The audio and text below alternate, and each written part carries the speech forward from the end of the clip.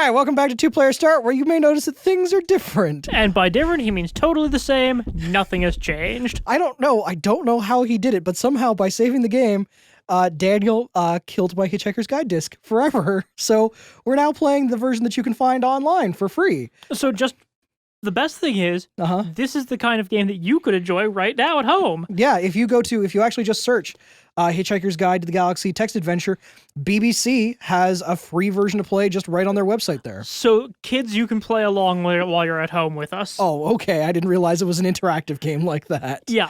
All right, so I guess I should turn the phone back on, shouldn't I? Do you know what you're doing? Oh, also, Daniel just got back to where we were. Yeah. Wait failed? You can't hear anything, see anything, you're in the smell dark right now. anything, Okay. feel anything, or taste anything, and you do not even know where you are, who you are, or how you got there. It says in the walkthrough. Oh, in the walkthrough it says after the matter transference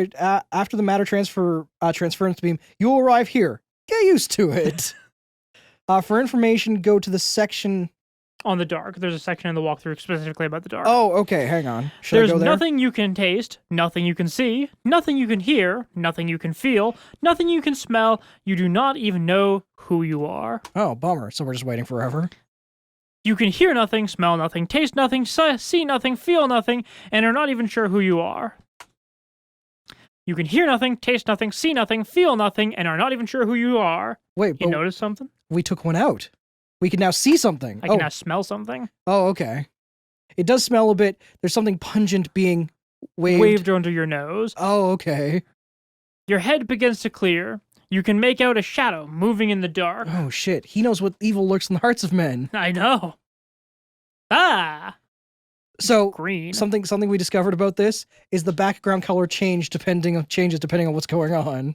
The shadow is vaguely Ford Prefect shaped. Oh, good. What if it's not Ford Prefect, just someone who looks a lot like him? Well, then I better hope he's friendly. Okay. Vogon Hold.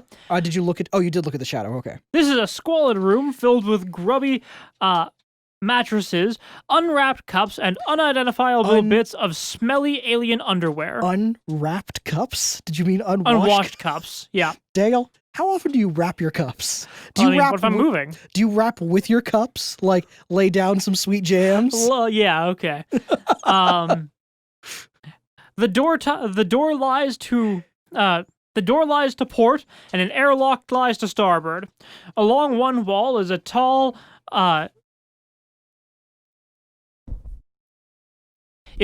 dispensing machine. He had to get a little closer there. I had to make sure that's what it actually said. That seems like an odd thing to have written. It is a machine that dispenses. Well, it dispenses height apparently. Yeah. In the corner is a glass case with a switch and a keyboard. It looks like the glass case contains an atomic vector plotter. Ford removes the bottle of Santiagan? No, I have no idea. Santraginian Mineral water, which he begins waving under your nose. He tells you are aboard a Vogon spaceship and gives you some peanuts. Oh, sweet. Wait, you're allergic to nuts? I really am. Specifically peanuts, none others. Yes. Firstly, eat the nuts. Daniel, gobble those nuts. Eat. Yeah. Ford Pref. Oh no, Daniel, don't do this. What if we're being timed? That sentence isn't one I recognize, so just eat nuts.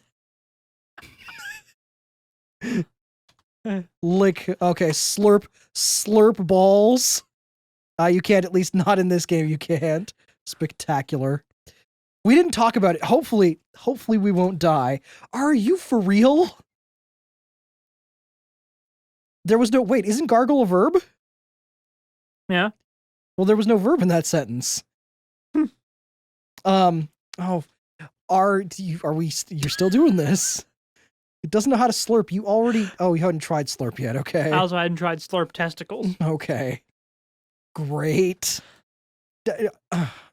Thank you. I love how you let out an exasperated, you're doing what you're supposed to? Well, fuck, go back to dicking around. Daniel, Yeah. Given your history of the last few minutes, I assumed that you were going to continue Given my dicking history around. over the last few minutes. Yeah, that's part of history. Having known you for the last few minutes. If you don't, you will die of protein loss. You risked our life just to dick around. Take off your gown and hang it on the hook. I'm now naked. Oh shit. Well, we're probably wearing our underwear. You're still gonna read that, right? It is, of course... Okay, sorry. You are no longer wearing the gown. It is, of course, well known that careless talk costs lives, but the full scale of the problem is not always appreciated. For instance, at the exact moment you said, eat Ford prefect's nuts. A freak wormhole opened in the fabric of space-time the space-time continuum and carried your words far, far back in time across the almost infinite reaches of space to a distant galaxy where a stranger and warlike beings were poised on the brink of frightful interstellar battles. Is this doing what I think it is? The two opposing leaders were meeting for the last time. A dreadful silence fell across the conference table as the commander of the Volhurgs, resplendent in his black jeweled battle shorts, gazed levelly at the governed leader squatting opposite to him, in a cloud of green, sweet-smelling steam, as the million sleek and horribly beweaponed star cruisers poised to unleash electric death at a single word of command. Volhurg challenged his vile enemy to take back what he said about his mother. The creature stirred its sticky, broiling vapor, and said that at that very moment, the words, "Eat Ford Prefect's nuts," drifted across the conference table. Unfortunately, in the Volhurg tongue, this was the most dreadful insult imaginable. It was a pretty bad one to start with. It was. And there is nothing for it but to wage terrible war for centuries. Eventually, the error was detected, but over 250,000 worlds, their peoples and cultures perished in the Holocaust. You have destroyed most of a small galaxy. Please pick your words with greater care. Holy shit. Damn, did this game just get super real? Are you kidding me? You've already killed, what was it, 250 billion people? 250,000 worlds. Yeah. Daniel? Yeah. You are the villain. Oh, you remembered. You're good at this. Then get the towel and put it over the drain. Get down. I started typing get towel, but for some reason typed get down, so I figured go with it, right? Okay. Daniel, before you do that, think about the 250,000 worlds that want to live. What about them? Okay, I understand.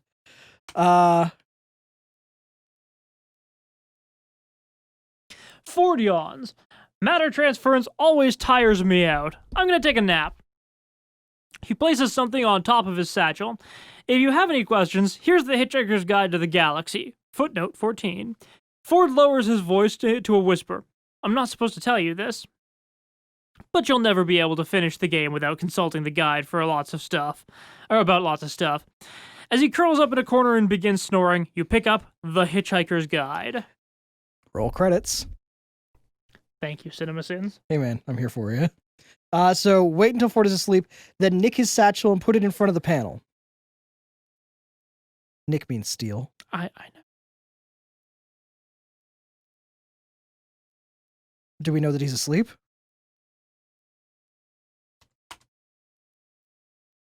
How about steal? Or just take satchel? Nope, that's not how you spell that.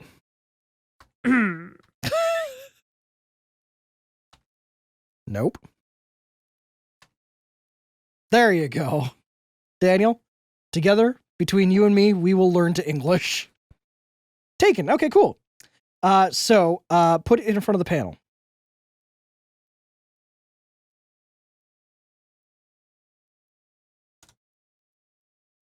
Oh, look at that. Okay, so put the junk mail on the satchel. And then press the dispenser button. That means it's supposed to be like ominous, and we don't know what's going to happen. Dispenser, D-I-S. You were trying to dispenser, as in you know a guy named Spencer, and you were trying to rid the world of him. There we go. Okay. A single babblefish fish shoots out of the slot. It sails across the room and hits the dressing gown. The fish slides down the sleeves of the gown and falls onto the floor, landing on the towel. A split second later, a tiny cleaning robot whizzes across the floor, grabs the fish, and continues its breakneck pace towards the tiny robot panel at the side of the wall. The robot plows into the satchel, sending the babblefish flying through the air in a graceful arc surrounded by a cloud of junk mail. Another robot flies in and begins madly collecting the cluttered plume of mail.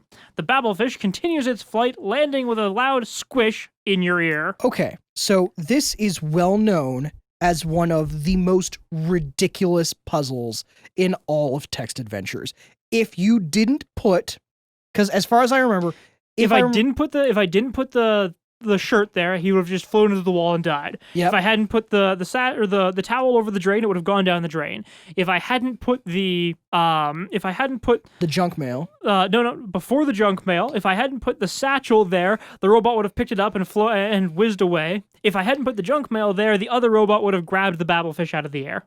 So, now, does it only let you try one time? I have no idea. Okay, I don't remember either, but this is one of those puzzles. You have to get the babblefish to finish the game, and it makes you go through all that bullshit just to get this one thing that if you didn't know any better, you would never finish this. So thank God it's 20 years later, and we have walkthroughs. And the internet. Okay, so put the junk mail. Okay, a babblefish will land in your ear and you will be able to understand all languages. Useful for foreign films. Fuck off, walkthrough. Press the switch. Oh, whoops. Press the switch. And note which word it asks you to type. Which switch? Just press switch? I guess press switch, yeah. A recording plays. To open the case, type in the second word from the second verse of the captain's current favorite poem. Warning, an incorrect input will cause the case to explode. Oh, good lord. But hang on. I don't know if it's in there.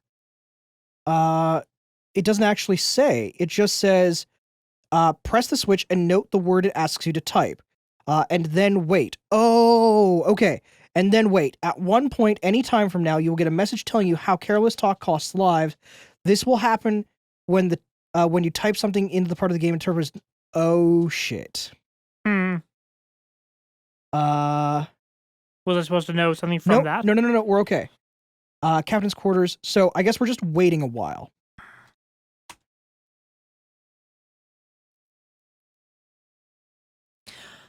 An announcement comes over the ship's intercom. This is the captain. My instruments show that we've picked up a couple of hitchhikers. I hate freeloaders, and when my guards find you, I'll have you thrown into space. On second thought, maybe I'll read you some of my poetry first. Repeating. Okay, so remember that it's the second word, second verse. Yep. That's the important bit because we're going to need to come back to this. When the captain starts, after a while, you'll be discovered by the Vogons and dragged off. So, wait.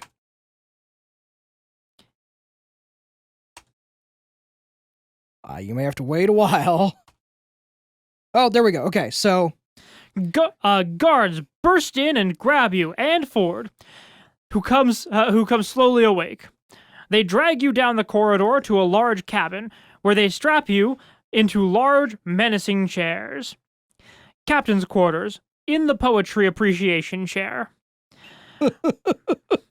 This is the cabin of the Vogon captain. You and Ford are strapped into the poetry appreciation chairs, otherwise known as torture chairs. The captain is indescribably hideous. indescribably blubbery and indescribably mid to dark green. But you just described it. He is holding samples of his favorite poetry. Okay, so he will embark on reading of the second verse also because you enjoy. Oh, sorry. When the captain starts reading his poetry, enjoy the poem. So you have to enjoy the poetry. If he's going to read us his poetry, mutters Ford, sweating profusely, just pray he softens us up with some cudgels first. Hello, hitchhikers, begins the Vogon captain. Oh, I'm so glad you're doing voices. I have decided to read you a verse of my poetry. Sweet. On... Is that Friedel? No, it's Freddled grunt bugly. Thy... Nacturations are to me. I did. Oh boy. Now, what? How will we know it's the second verse? Plurals. Hang on.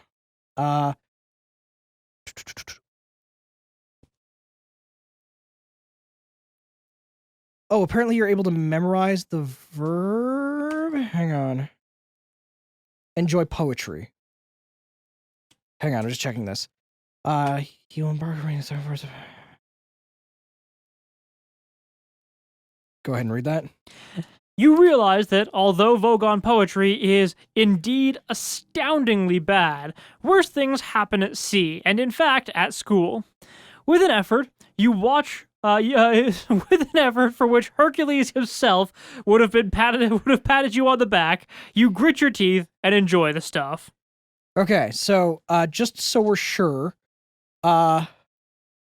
freddled, plurtled, and I. Oh, also it's the end of this episode. So we will try to sort all of this out next time